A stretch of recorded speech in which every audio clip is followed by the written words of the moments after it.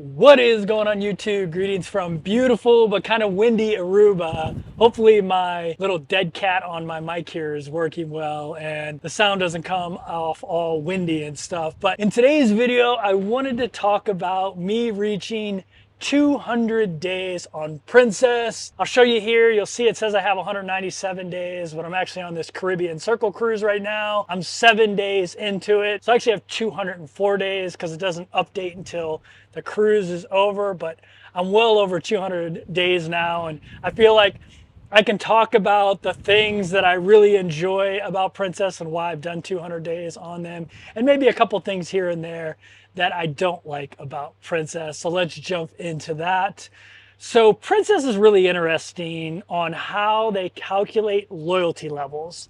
So they have two ways to move up their ladder. The first way is number of cruises. And you'll see here I have well north of 30 cruises and 197 days, really like 204, 205 days, if you count the days I've been on this cruise. But those determine what level of loyalty you are. So they have like 5 loyalty levels all the way up to elite. I am currently on the elite level. And let me tell you the significance for a solo traveler of having 2 different levels.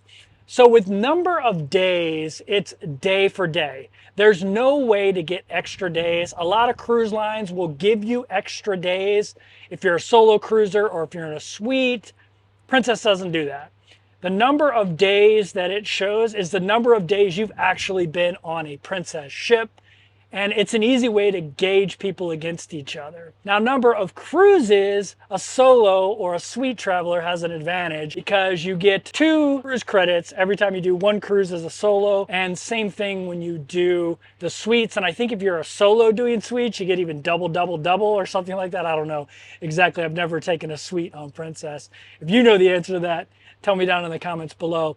But with the number of cruises, as a solo, you get double. So to get to their highest tier level, elite, you need 15 cruises. But as a solo, since you get double cruise credit, you can get there with only 8 cruises because that'll end up, when you double it, will give you 16 cruise credits. So you'll see here I have 30 plus cruises, like 36 cruises on this graphic here. But I really only have about half that if you count like actual cruises. But because I've cruised solo, I get 2 cruise credits for it. Another cool thing Princess does with that for solos, let's say I'm booking a 14-day cruise, but that cruise could have been booked as 2 7-day cruises.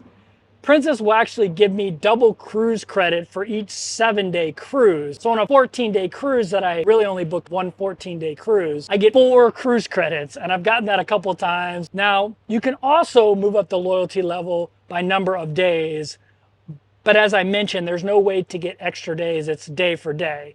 And the reason they have that is, number one, to calculate who the most cruiser is. So whoever they say is the most cruiser actually is, because they have that number of days on board. Where with Royal Caribbean, a solo cruiser might have been getting double days his whole life. So he may have 500 actual cruise days, but they give him credit for 1,000. So he beats out the couple that has 800 cruise days, even though theirs are actual cruise days, if that makes sense.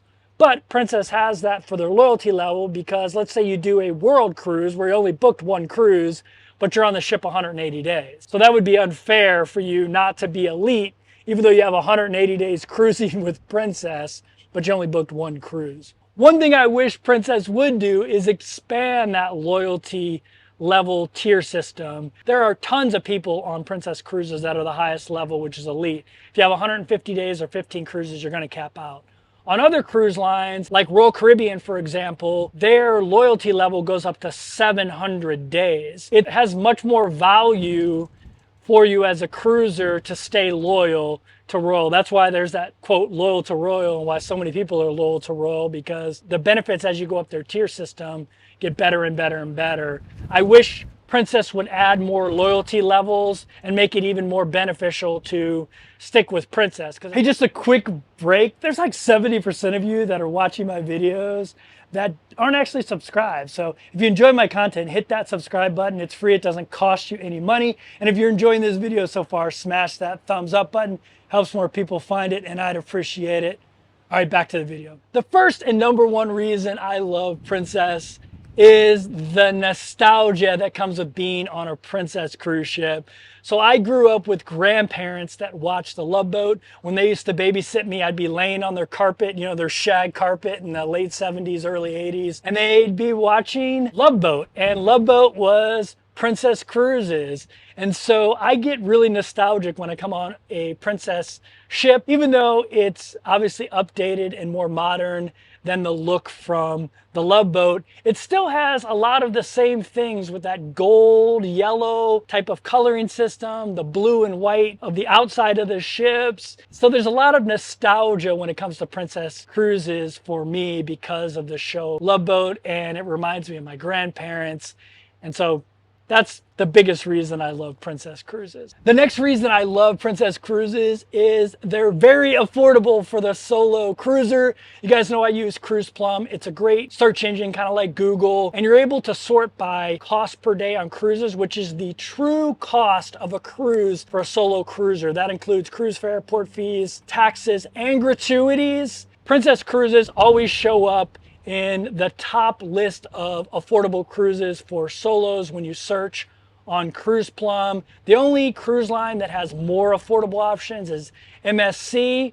Princess is always number 2 right behind them. One of the negatives about Princess cruises, even though the solo cruise pricing is amazing, the solo programs on Princess suck. It's limited to, we put a little thing on the schedule for a solo meetup every night, and it's up to you guys to make it work, which is fine. And sometimes the solos do make it work, but a majority of the time, I'm the only person at the solo meetup. People don't know it's on the schedule, or they miss it or something like that. They don't show up. There's no like formal solo program on here. And to me, that's pretty silly. Other cruise lines like NCL do it amazingly, and Princess should just tap into that and figure out how to have an amazing solo program, because there are so many solo travelers on Princess cruises. It's a missed opportunity for Princess, and it's my biggest gripe about them. Their solo cruiser program is non-existent. It's terrible.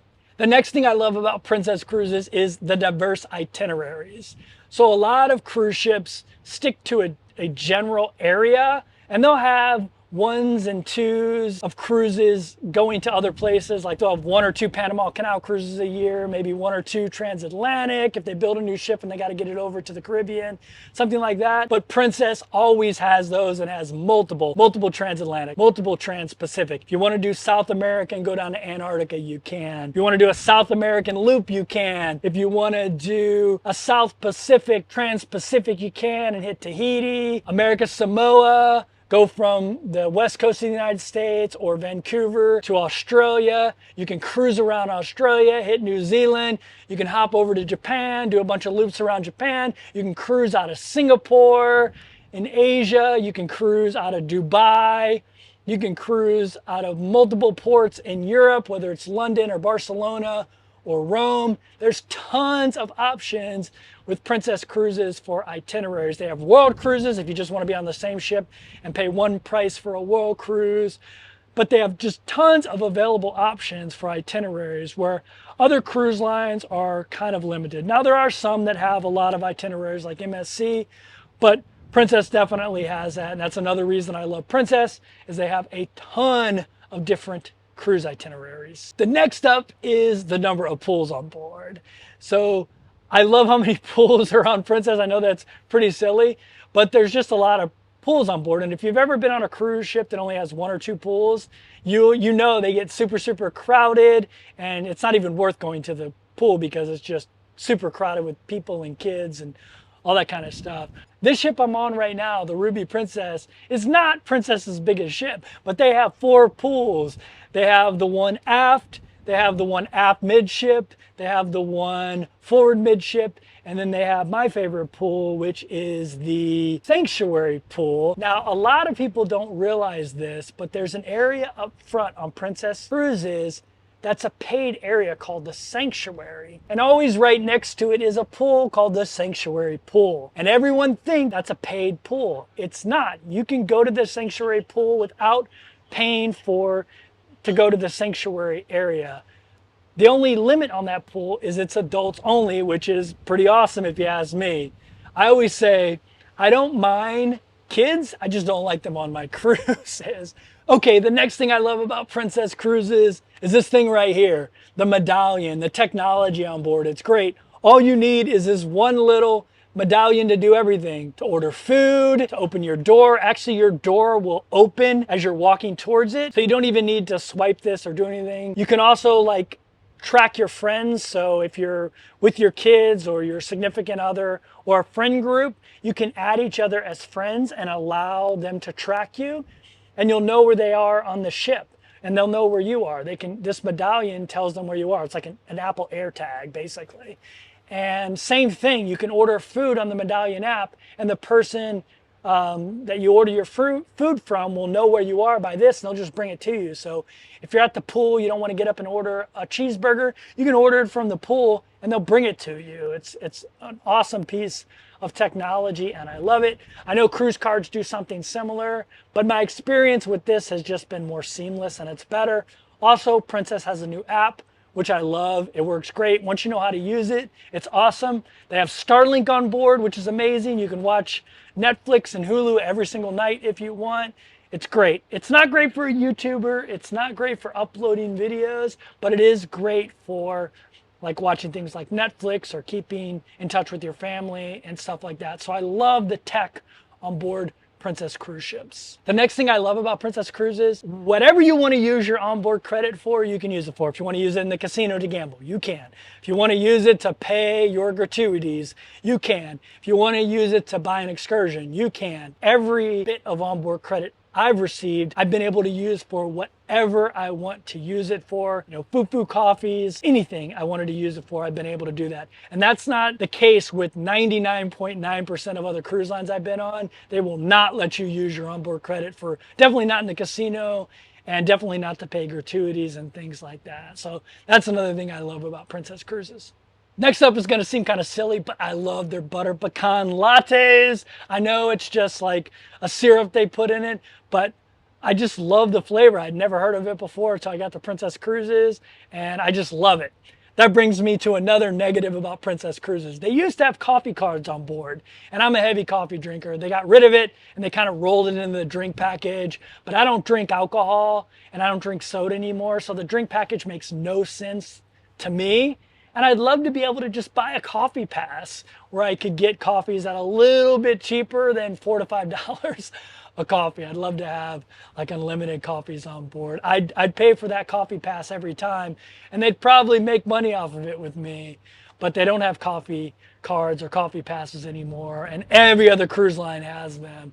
So it's kind of annoying that they don't. So I wish they would bring those back. Okay, the last thing I love about Princess is the casino deals you get. If you watched my monthly cost video, how much it cost me to live on this cruise ship for a month, you know that I get casino benefits, and you'll know the story of how I did it. It was very affordable for me to do, and now I just kind of cruise without having to pay cruise fare. I don't know how long that's going to last, but so far it's lasted a year. Once you get in their casino program, every email you get from them, you can book 3 cruises without having to pay casino fare. You still have to pay port fees, taxes, gratuities, and put down a $200 deposit, which is refunded as onboard credit when you get on board, which then you can use in the casino to keep you in the casino system. But I digress. Watch that video about my monthly expenses on a cruise ship, and I'll explain more about that. But yeah, I love the casino deals on here. It's been just amazing. All right, so that's the end of this video. I'm going to head out into Aruba. Check out Aruba. If you enjoyed this video, hit that thumbs up button. How many days do you have on Princess or any other cruise line? Like, do you have Royal Caribbean? Do you have 700 days on Royal Caribbean? Comment down below and let me know. And thanks again for watching. See you next video.